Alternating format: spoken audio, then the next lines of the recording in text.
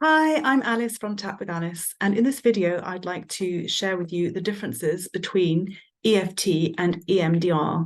So these are two different kinds of therapies, which are both quite popular in the kind of somatic psychotherapy world. EFT is what I'm trained in, that's what I practice. EFT stands for Emotional Freedom Technique, otherwise known as tapping, and it's a method of tapping on points on your head, your face, your body, and your fingers, whilst talking about what's bothering you. EMDR stands for eye movement desensitization and reprocessing, and it's a method of using the movements of your eyes to access different areas of your brain whilst focusing on a traumatic memory. So both of these techniques can be used for trauma. EMDR is specifically for processing trauma, and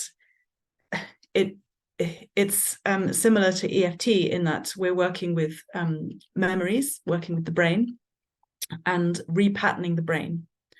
So with EMDR, it's specifically for trauma, whereas EFT can be used for other things as well. For example, anxiety, phobias, working towards goals such as increasing your golf abilities. It can be used for food cravings, for a variety of things.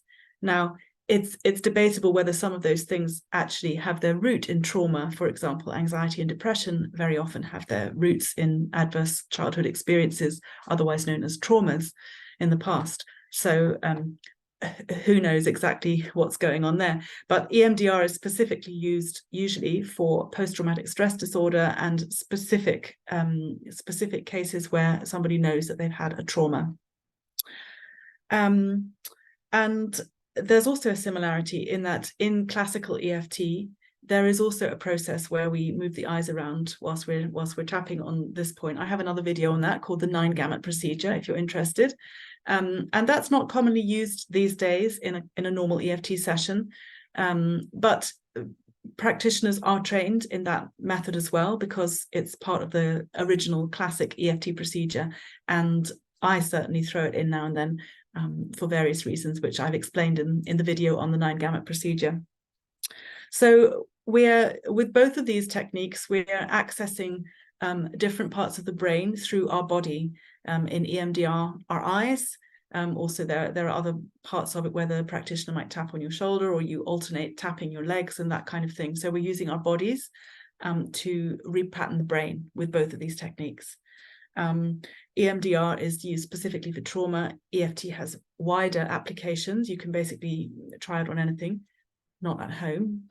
Don't try it on anything at home, but it's possible that it can help with a whole range of disorders, conditions, and things that bother you. The other thing that I would mention is that EMDR can only be practiced by a practitioner. Basically, somebody has to do it for you. You're following the practitioner's fingers with your eyes. You can't do it by yourself at home. Whereas with EFT, although the main bulk of the work is done in therapy with a therapist or a practitioner, there are a lot of things that you can do for yourself at home using the basic EFT tapping procedure. And many people have got a lot of success through doing that.